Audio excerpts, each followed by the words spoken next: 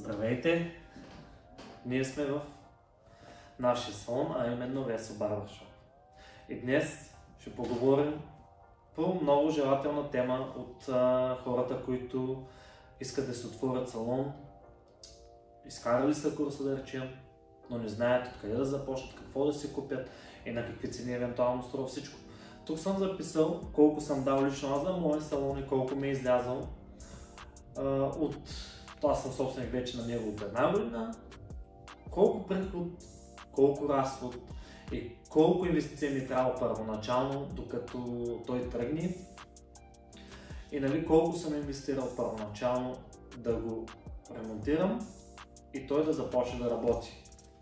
Така че съм написал тук едни цифри, които ще започна с първо колко ми е струвало оборудването, а именно двойно работно място 1000 лева.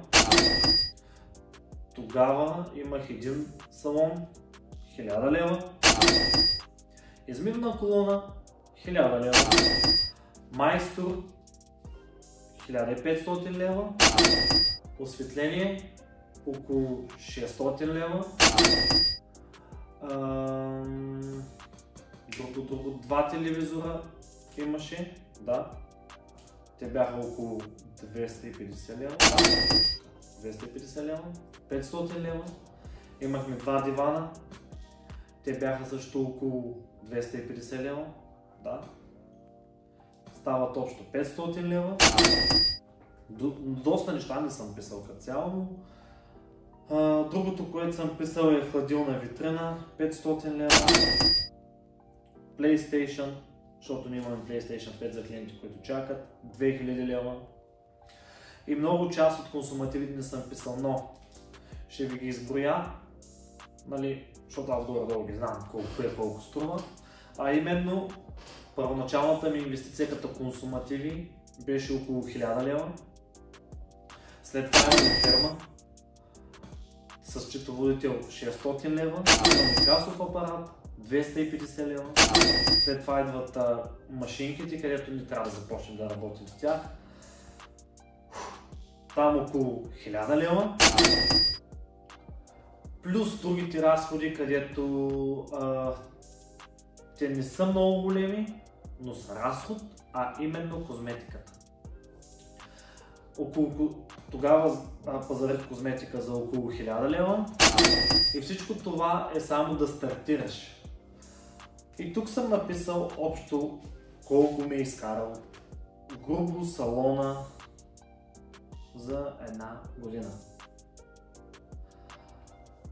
Цифрите не са, няма да казвам с колко ми е изкарал салон за една година, защото има хора, които много ще ме критикуват, но бих казал, че за една година е изкарал достатъчно.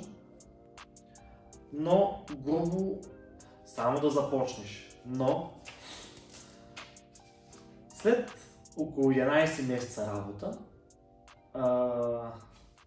аз го отремонтирах този салон, което значи, сега ще ви кажа колко съм дал втория път, когато съм го ремонтирал. Сумите наистина не са малко, но сега ще разберете колко съм дал. Така че останете до край и гледайте. Така, 2 работни места, аз ги вземах от един познат, приятел Браснар, 1200. Стол 760-800, друг стол около 300, 1000 и още един бях вземал, около 2 имам само за столови, т.е. до момента имаме около 3500, т.е. работните места имах доставка и такива неща и столовите, само имаме 3500 за работни места и столови, но това не е всичко. Започваме с майстора, който го отремонтирахме, салона ми взема около 1500. До момента имаме около 5, но има още доста неща. След това идва голям телевизор, аз го вземах на оферта 200 лева. След това имаме гипс картон, боя, шпакловка, имаме там тип трева. Само тревата ми е седнала около 350. Тук съм писал 350, но всъщност е много повече. Имаме после тревентин, може би се казва мазилката. може и да не е тъй, съжалявам, не разбирам, но имаме само една стена, която изтрементини, тук още две, които са малко по-малки. Те са ми седнали около 300 лева. Имаме тази стена, която тя ми седна около също 300. И до момента имаме около грубо 1000 лева, защото не съм сложил доставките.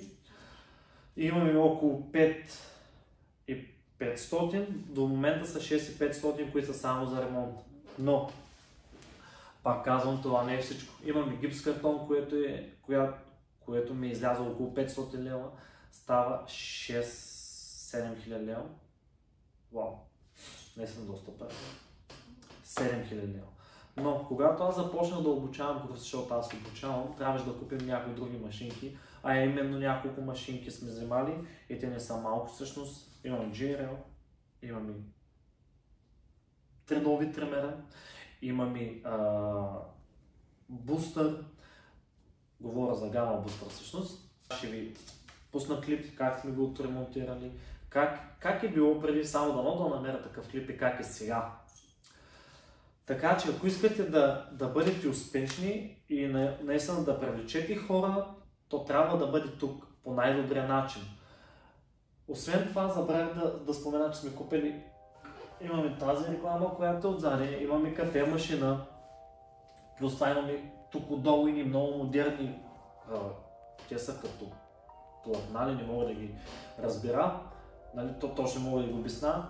Тях също имаме, освен зелената, която ще видите, под нея има едно, което трябваше да се монтира в стената, да може да сложим зелената там, т.е. да го направим с копчета или види евентуално, защото нямаше как да стане, защото той е бетон и няма как да пробиваме, това е голяма играчка. Отделно това, имаме боя. Само черната боя е литъра около 150 лева, а пък на нас седна тук около, може би, 3 литра. Да, горе-долу 3 литра.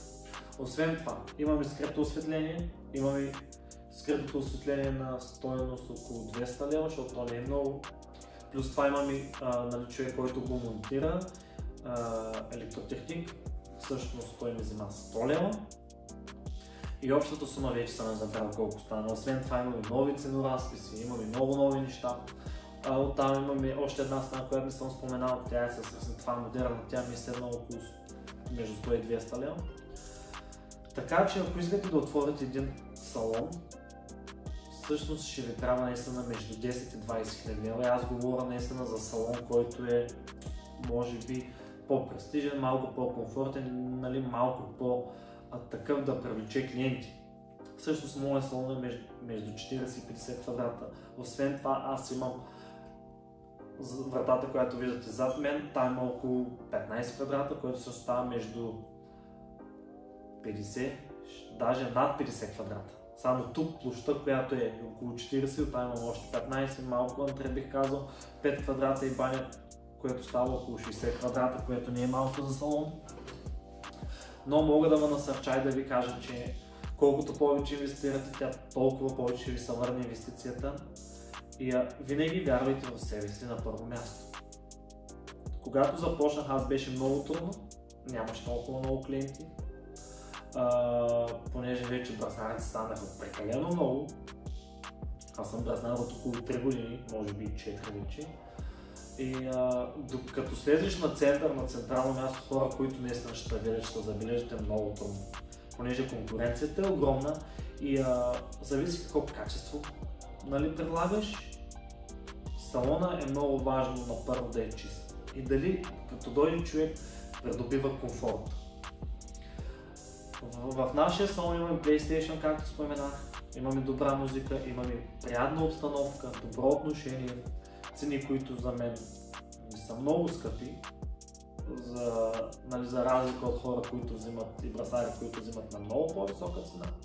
Ние взимаме горе-долу, гледаме да сме средата. Така че много зависи и какъв салон отваряте.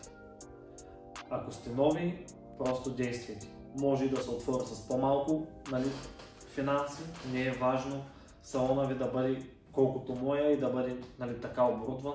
Просто аз искам да бъде по най-добрия начин, по най-перфектния начин, но всеки знае себе си. И салона може да бъде отворен и с по-малко инвестиции. По-малко столови, по-малко работни места, по-малко помещение, с много по-изгодни и малки неща, които може да направите. Така че аз ви насърчавам, ако имате някаква цел в живота, просто действайте и никога не се отказвайте. Горе-долу, пресметнахте колко и за един салон, защото има хора, които понеже се мислят, че да отворя салон е лесно и не трябва някаква голяма инвестиция. Напротив, вие трябва да сте готови да си покриете сметката за минимум 6 месеца напред. Защото в момента е много трудно да провиш и ако не предлагаш на хората качество, комфорт и такива неща, които се старая да предлагам, ти може да фалираш. За мен един салон е успешен, когато направи една година и се поддържат същите клиенти и хората просто не се оплакват от него. Аз имам хора, които се постригват от самото начало при мене. Имаме хора, които вече не се постригват при мене, но ти трябва винаги да държиш ниво.